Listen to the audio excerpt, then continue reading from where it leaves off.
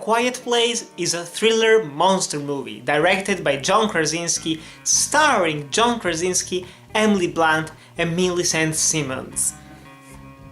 Wow, this film was a huge surprise, and if I had to make some kind of comparisons, because everyone loves comparisons, I'd compare it to It Comes at Night, which is the exact opposite of this film, especially in terms of marketing. That film was marketed as some kind of B-movie with some artistic flair, but still kind of interesting with what's gonna happen, are there creatures, whatever, and in the end it was just an art house thriller.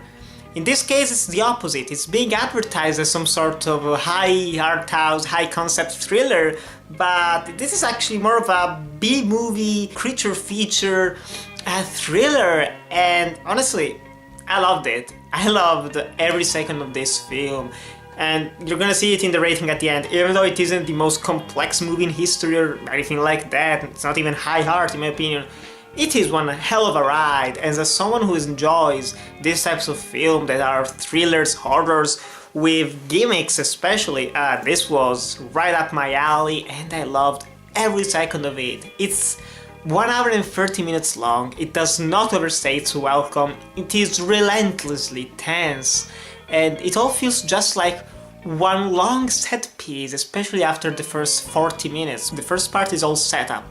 It's this post-apocalyptic future where there are these creatures who are impossible to kill, very, very violent, and they are incredibly sensitive to sound.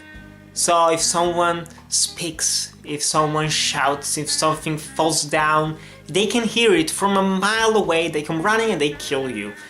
So there is this very interesting concept, and we follow a family with John Krasinski and Emily Blunt playing husband and wife, as they are also in real life, and they have 3 kids, and one of them is also deaf, which is actually the actress's handicap, and it's beautifully done from a technical point of view, especially because every single time that we are focused on this character, on the girl, Millicent Simmonds, the name of the actress, there is no background noise, it's very subtle, it's very tense, and as I've said, the first part of the film, it's all set up, and then from the 40-minute point till the very last shot, it's a thriller, non-stop thriller that is intense as hell, and that is part largely to, well, a multitude of things. First of all, great pacing. It is set piece after set piece, each scene is intense, it's sometimes even hard to watch, and it's a PG-13 film, but you don't feel the need for it to be R-rated, it works perfectly fine as it is.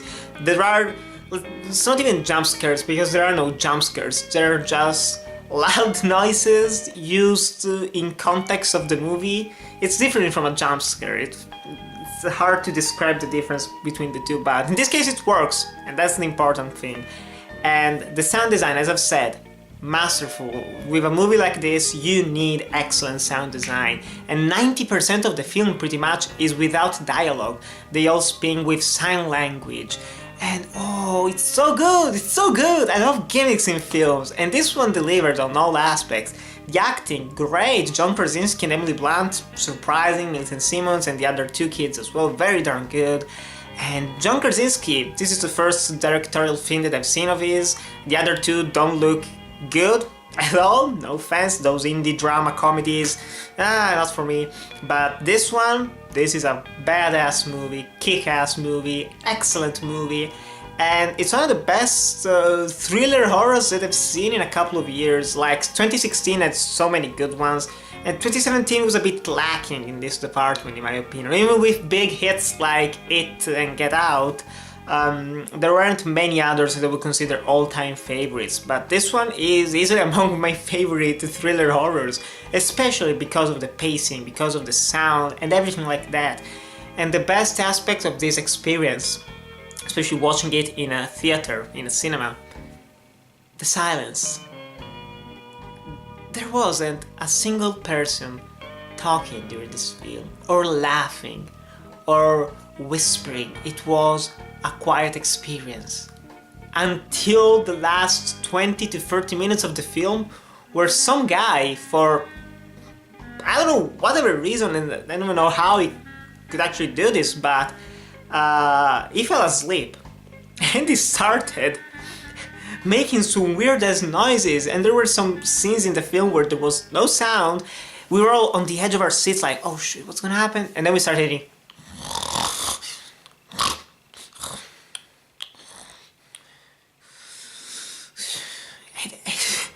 We were looking at each other like, what? How is this guy even sleeping during this kind of film? It was part of the experience though, and I loved it. And at the end, some people, especially with the last shot, some people said, what the fuck is this? And they probably hated the movie because they were expecting something different.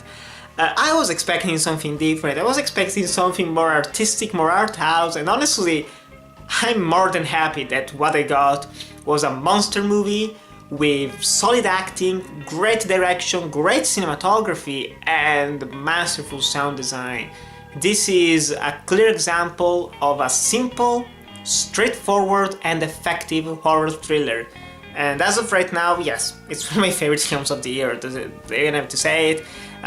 The enjoyment, excellent, no problems about that at all. Does it mean it's one of the best movies ever? No, chill out. Don't start hating for some of this shit, but it's enjoyable from the beginning to the very end. And I hope you guys go out and see it. It's been doing very darn well at the box office, which is surprising and a really good thing. I love that more people are starting to watch thrillers and horrors in cinemas. So guys, have you seen A Quiet Place? Did you like or do you dislike it? Tell me in the comments below. Thanks as to watch or to like, comment, subscribe, and I'll see you in the next video.